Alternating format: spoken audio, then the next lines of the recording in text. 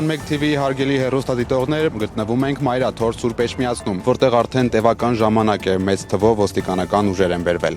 Երեկ Նիկոլ Փաշինյանի հակաեկեղեցական արշավին միացած 10 եպիսկոպոսները հայտարարել էին, որ այսօր ժամը 17:00-ին գալու են Մայրաթոր կաթողիկոս Գարեգին II-ի հրաժարականի պահանջով։ Սրանից շատ չանցած Արագածոտնի թեմը հայտարարություններ տարածել, նշելով, որ նախատեսված միասնական աղոթքը, որը պետք է տեղի ունենար Բյուրականի Սուրբ Հովհաննես եկեղեցում, տեղափոխվում է Մայրաթոր։ Այս հայտարարությունը եպիսկոպոսների հասարակության շրջանում մեծ դժգոհության ալիք է բարձրացրել։ Շատ հավատացյալներ, այդ թվում ընդդիմադիր դաշտի ներկայացուցիչներ, իրենց աջակցությունն են հայտնել Գարեգին II կաթողիկոսին եւ հայտնել, որ այսօր գալու են Մայրաթոր։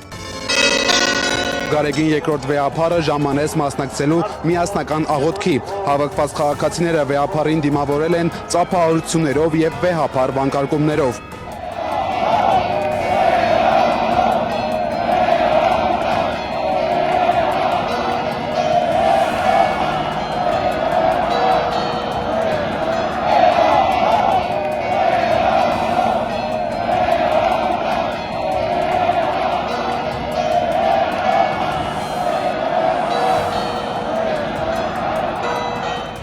Էջմիածին բացի վեհափարի աջակիցներից եկել են նաև 10 եպիսկոպոսների եւ Նիկոլ Փաշինյանի հակաեկեղեցական արշավին միացած մի խումբ քաղաքացիներ։ Նրանք փոքրաթիվ են եւ կանգնած են ոստիկանական պատի հետևում։ Երբ մի քահանա էր անցնում նրանց դիմացով, հավաքվածները կաթողիկոսի հեռացումն էին վանկարկում։ Ի պատասխան քահանան նրանց նկատողություն արեց, ինչն էլ դուր չեկավ ոստիկանին եւ նա էլ փորձեց դիտողություն անել քահանային։ Թե ինչ տեղի ունեցավ, առաջարկում եմ դիտել առանց մեկնաբանության։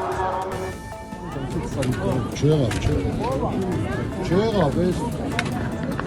ինչը բդեր իր արածել, հա? Իրավ ինչ ես ասում։ Միակողմանիա նկատողությունները։ Իր ասացել եմ, իմ ասածը չել, հա? Միակողմանիա։ Չեղավ։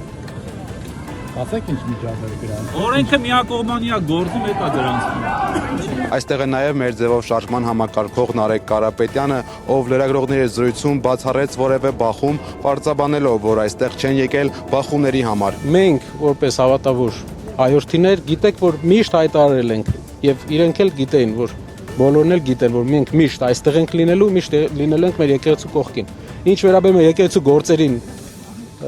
երևի հայկական բոլոր առաջնորդներից ամենաշատը իրենք են անում, լինելով իրենցից շատերը չունենալով քրիստոնեական հավատ, որի մասին իրենք արտահայտվել են։ Կարգալույց հռչակված հոգևորականները եւ Փաշինյանի հետ հանդիպած եպիսկոպոսները եկել էին Մայրաթոր։ Իրավիճակը լարվել էր։ Ներկաները եպիսկոպոսներին դիմավորել են հուդա վանկարկումներով։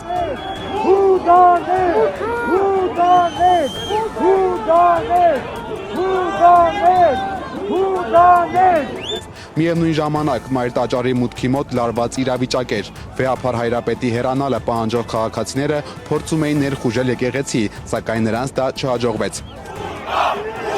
Մեկ հայրենի, մեկ եկեղեցի։ Մեր գնահատանքն ենք բերում Մայրաթորի միաբանությանը,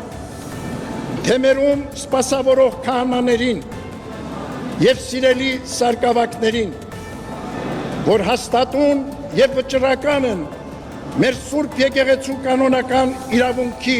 պաշտպանության դիրքերում։ Մենք բոլորս էլ ցանկանում ենք, որ մեր կյանքը լինի, որ մեր կյանքը լինի զերծ անօրենություններից, անարդարություններից, որոնց դառը հետևանքներն են կրում ապօրինաբար ազատազրկված մեր հոգևորականները, ազգային մեծանուն բարերարը, նվիրյալ հայորդիներ։ Փափագում ենք, որ մեզանում թագավորեն բարությունն ու գթասրտությունը, եղբայրսիրությունն ու համերաշխությունը։ Մենք մեկ ազգ ենք, մեկ հայրենիք, մեկ եկեղեցի։ Եվ չպետք է տրվենք երկպառակտության սադրանքներին։ Միավորվենք բոլորս հայրենիքի եւ մեր Սուրբ եկեղեցու շուրջ։ Պահպանենք մեր միաբանությունը, որով միայն կարող են զորավոր լինել մեր պետությունը եւ եկեղեցին Քրիստոսահիմն Սուրբ Էջմիածին կենտրոնով 10 եպիսկոպոսները հայտարարեցին կաթողիկոսի հրաժարականի պահանջով նամակ են հանձնել քարտուղարություն եւ ասացին, որ այսօր իրենց առաքելությունը ավարտված են համարում։ Նրանք խուդա վանկարկումների եւ սուլոսների ներքո հեռացան Մայր տաճարից։ Ժամերգության ավարտին վեհափարը դուրս եկավ Մայր տաճարից ու վեհափար վանկարկումների ուղեկցությամբ վերադարձավ վեհարան։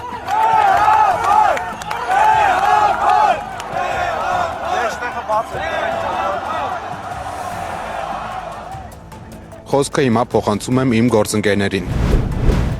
Մայրաթոռում անցկացված պատարագին հաջորդած իրադարձություններից հետո վատացել է Բյուրականի Սուրբ Հովանես եկեղեցու հոգևոր հովիվ Տեր Վրդանես քահանա Բադալյանի ինքնազգացողությունը։ Նրան շտապօգնության մեքենայով հոսպիտալացրել են։ Ըստ տարածված կադրերի հոգևոր հովիվը սրտի հետ կապված խնդիրների է բախվել։ Ինչպես հայտնում է 21 TV-ի թղթակիցը, Տեր Վրդանեսին շտապօգնության մեքենայով տեղափոխել են Էջմիածին բժշկական կենտրոն։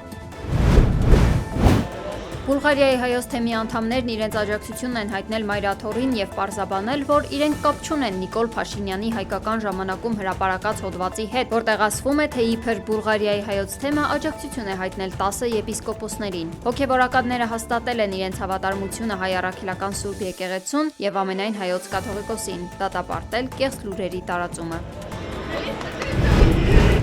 Ruben Vardanyan. Ադրբեջանցի դատախազը պահանջել է ՑՄԱ ազատազրկել Ռուբեն Վարդանյանին, Արցախի նախկին պետնախարարը ավելի քան 2 տարի է Բաքվի բանտում է։ Շինծու դատավարությունների ընթացքում Բաքուն Վարդանյանին մեղադրել է մի շարք կեղծ հանցանքների համար, Ադրբեջանի դեմ պատերազմ ծրագրելու, նախապատրաստելու, իրագործելու, ահաբեկչության ֆինանսավորման, մարդկանց տեղահանելու համար։ Ռուբեն Վարդանյանը որդու հետ հեռախոսազրույցի ժամանակ երեկ ասել է, որ ոչնչի համար չի զղջում, պատրաստ է պատասխան տալ իր արարքների համար Աստծո առաջ, միակ բանը, որի համար ափսոսում է, որ չի կարողացել անել ավելին։ Արցախը եղել է, կա եւ կլինի, անկախ պատմությունը շարադրելու կամ իրադարձությունների այլ մեկնաբանություն պարտադրելու փորձերից, ասել է Ռուբեն Վարդանյանը։ Ըստ ադրբեջանական պետական ապագործակալության այսօր Ադրբեջանից Հայաստան կուղարկվի նավթամթերքի առաջին խմբականակը EA95 բենզինի 22 վագոն։ Բենզինը կվաճառվի միջազգային շուկայի գներին համապատասխան։ Ադրբեջանական նավթամթերքի արտահանման մասին պայմանավորվածությունը ձեռք է բերվել նոյեմբերի 28-ին Գաբալա քաղաքում փոխվարչապետներ Մհեր Գրիգորյանի եւ Շահին Մուստաֆայևի հանդիպման ժամանակ։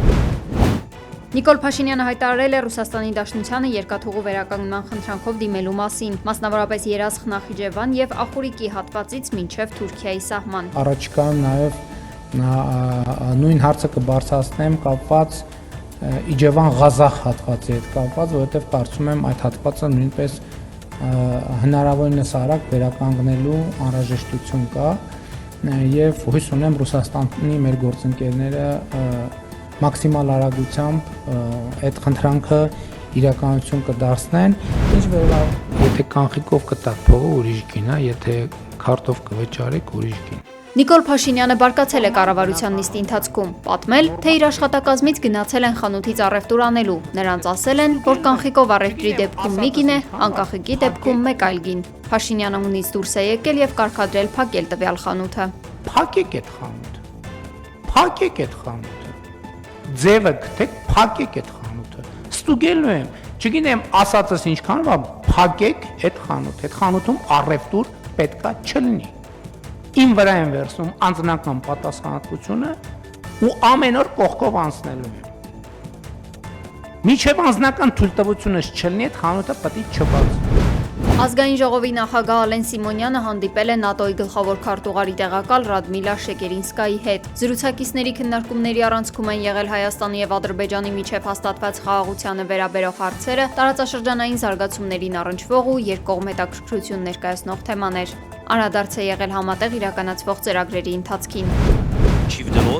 Ուկրաինայի նախագահ Վլադիմիր Զելենսկին խոստովանել է, որ երկիրն արդեն հակաօդային պաշտպանության որոշ համակարգերի համար հրթիռներ չունի։ Նա դժգոհել է, որ առանց Եվրոպական միության նոր ֆինանսավորման անօդաչու թռչող սարքերի արտադրությունը կնվազի, ինչի հետևանքով Ռուսաստանը մեծ առավելություն կունենա այդ հարցում։ ԱՄՆ-ն մեզ դեռ չի տեսնում ՆԱՏՕ-ում, ասել է Զելենսկին։ Հնարավոր է, որ ապագայում դիրքորոշումը փոխվի, գուցե ինչ-որ մեկը հասկանա, որ ուկրաինական ուժեղ բանակն ամրապնդում է ՆԱՏՕ-ն, այլ ոչ թե հակառակը։ Ուկրաինայի նախագահը նաև շեշտել է, որ իրենք ցանկանում են, որ ռուսական սառեցված ակտիվները բանակցային գործընթացի մաս չլինեն։ Պաշտոնական Անկարան Ռուսաստանին եւ Ուկրաինային նախազգուշացրել է Սև ծովում մեծ զգուշավորություն ցուցաբերել։ Սա տեղի է ունեցել այն բանից հետո, երբ ուկրաինական հակամարտության ֆոնին երկրի օդային տարածք է մտել անօդաչու թռչող սարք։ Հազարավոր ֆերմերներ բողոքի ակցիա են անցկացրել Բրյուսելում, որտեղ տեղի է ունենում Եվրախորհրդարանի գագաթնաժողովը։ Ակցիայի մասնակիցները շրջափակել են խորհրդարանի շենքը, տրակտորներով քարեր նետել, անվադողեր վառել։ Նրանք դեմ են Արգենտինայի եւ Բրազիլիայի հետ առևտրային համաձայնագրին, խոշոր եղջերավոր անասունների պատվաստումներին եւ սպանդին, պահանջելով հավասար պայմաններ առևտրի համար։ Մեքսիկայում քաղաքի գլխավոր տոնածառի լույսերի վառման հանդիսավոր արարողության ժամանակ միջադեպ է տեղի ունեցել, երբ հավաքվածները հաշվել են մինչև 3-ը, լույսերի վառվելու հետ բռնկվել է ամանորյա Եղևնին։ Միջոցառման մասնակիցներն արագ տարհանվել են։